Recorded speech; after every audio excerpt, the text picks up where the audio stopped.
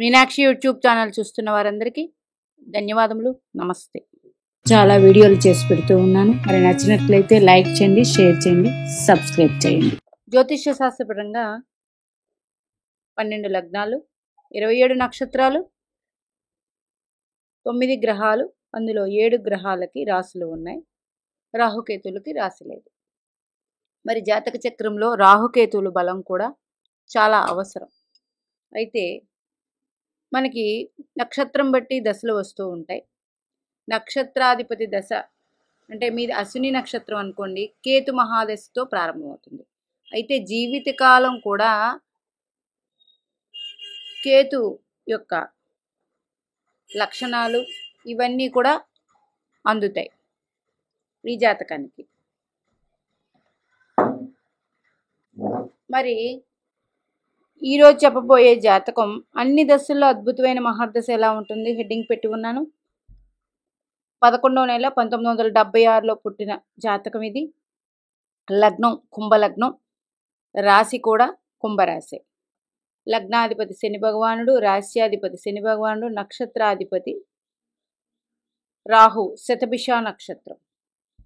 మరి వీరి జీవితం మొత్తం నక్షత్రాధిపతి దశ కాబట్టి ప్రతి దాంట్లో రాహువు రోల్ ప్లే చేస్తూ ఉంటాడు.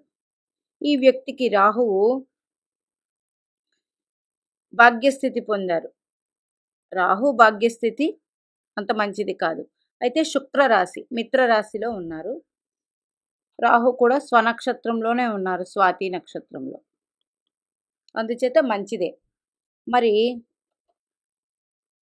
ఈ వ్యక్తికి సప్తమాధిపతి రవి, అట్లాగే పంచమ అష్టమాధిపతి బుధుడు, అట్లాగే తృతీయ దశమాధిపతి అయిన కుజుడు కలిసి భాగ్యస్థితి పొందారు. భాగ్యాధిపతి శుక్రుడు దశమ స్థితి పొందారు. అయితే కుజ రాహు బుధ రవులు కలిసి ఉన్నారు. మరి రవి ఈ జాతకానికి నీచపడ్డారు. సప్తమాధిపతి నీచ పొందారు. మరి సప్తమాధిపతి నీచ పొంది కుజ రాహు బుధునితో కలిసి ఉన్నారు. కుజుడు రాహువు కలిస్తే అంత మంచిది కాదు.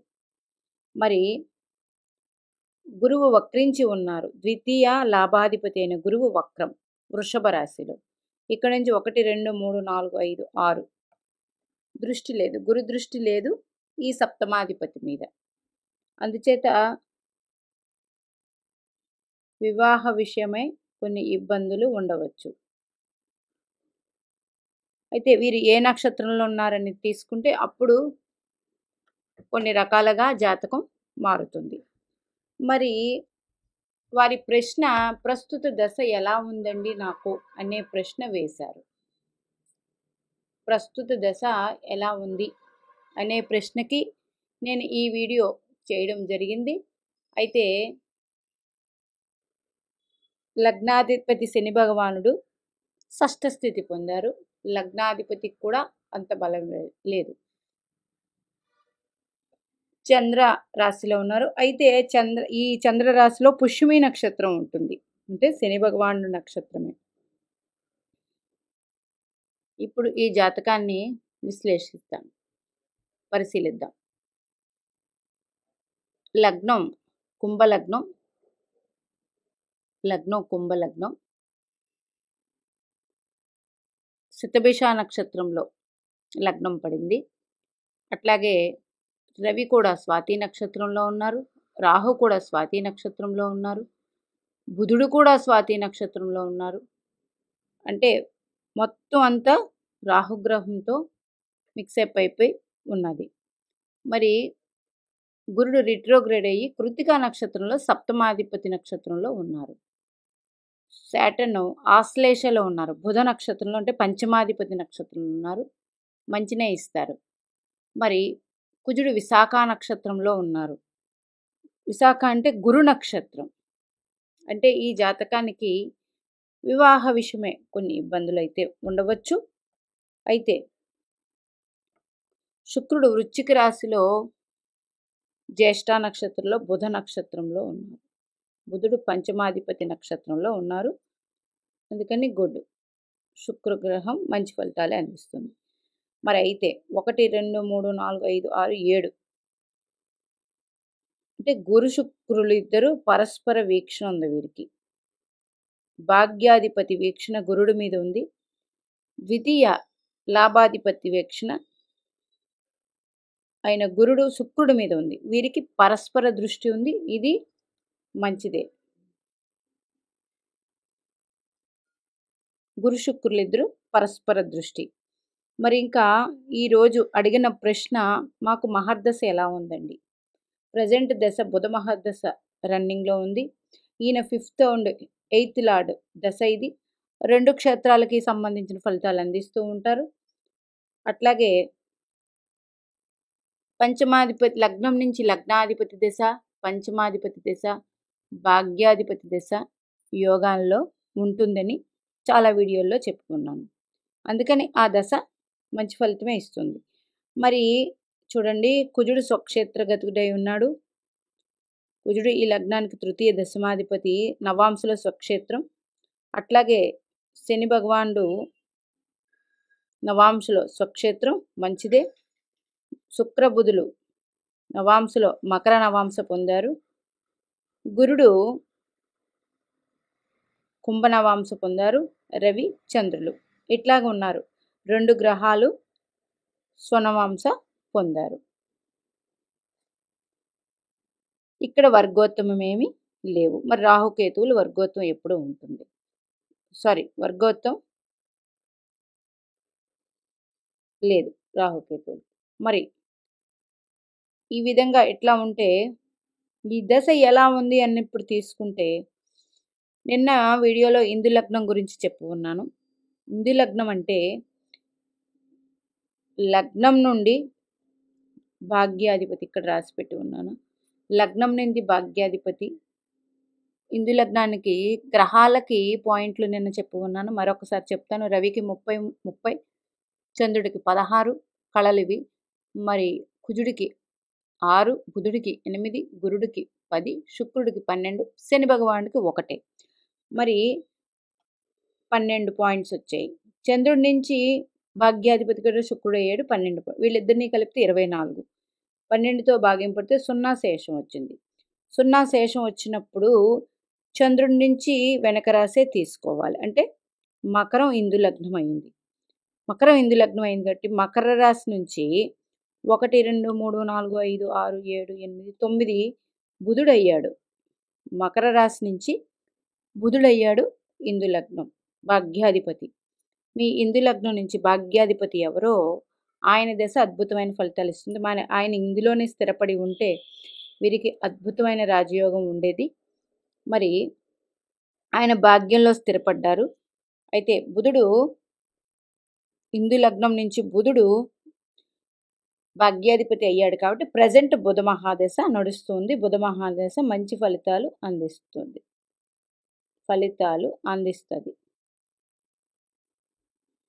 తరువాత చాలా వెనకటి వీడియోలో చెప్పి ఉన్నాను, మీది ఏ నక్షత్రంలో పుట్టారో అది మొదటి దశ అవుతుంది. మరి వీరి శతభిషం అంటే రాహు మహాదశ, అంటే లగ్నం నుంచి 1వ దశ, 2వ దశ, 3వ, 4వ దశ. ఇప్పుడు అంటే వృషభం తీసుకుందాం. అంటే ఇక్కడ బుధుడు ఇచ్చే ఫలితాలు శుక్రగ్రహం కూడా అందిస్తుంది ఈ లగ్నానికి. 4వ దశ అయింది కాబట్టి శుక్రుడి లగ్నానికి చతుర్థ భాగ్యాధిపతి కాబట్టి వెరీ గుడ్ దశ ఇది. అయితే అన్ని విధాలా బాగుంటుంది. పంచమ అష్టమాధిపతి అయ్యాడు కాబట్టి బుధుడు లగ్నం నుండి 2 భావాలకి అందిస్తాడు కాబట్టి 2 భావాల ఫలితాలు అందుకోవచ్చు. అట్లాగే భాగ్యంలో స్థితి పొందాడు, భాగ్య ఫలితాలు అందొచ్చు. అట్లాగే ఇందు లగ్నానికి భాగ్యాధిపతి బుధుడే అయ్యాడు, కన్యారాశి. అందుకని బుధ మహర్దశ అద్భుతంగా ఉంటుంది. బుధ మహర్దశ అద్భుతంగా వీరికి ఉంటుంది. ఈ బుధుడు ఎవరి నక్షత్రంలో స్థితి ఉన్నారు వీరికి? బుధుడు కూడా రాహు నక్షత్రంలోనే ఉన్నట్టున్నారు. బుధుడు స్వాతి రాహు నక్షత్రంలో ఉన్నారు. నక్షత్రాధిపతితో బుధుడు స్థితి పొందాడు, అయితే కంబస్ట్ అయ్యి ఉన్నారు. అందుచేత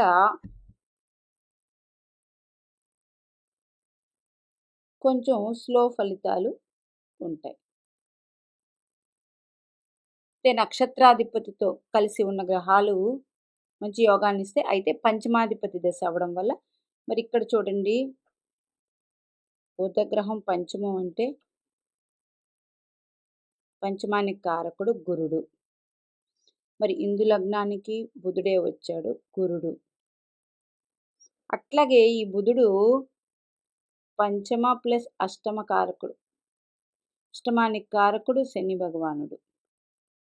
అందుకే 2 భావాలకు సంబంధించి ఫలితాలు ఈ బుధ మహాదశలో అందుతాయి. మరి ఇది కుంభలగ్నం, శని భగవానుడు కాబట్టి, కుంభలగ్నం కాబట్టి శని భగవానుడు కూడా కొంతవరకు ఫలితాలు అందిస్తూ ఉంటాడు. ఏదేమైనప్పటికీ ఇన్ని రకాల కనెక్షన్స్ వచ్చినాయి కాబట్టి బుధ మహాదశ అద్భుతమైన ఫలితాలు ఇస్తుంది. మళ్ళీ ఒకసారి చెప్తున్నాను, మీ లగ్నం నుంచి భాగ్యాధిపతి పాయింట్స్ వేసుకోండి, చంద్రుడి నుంచి భాగ్యాధిపతి పాయింట్స్ వేసుకోండి. ఈ 2 కలిపి 12తో భాగించండి.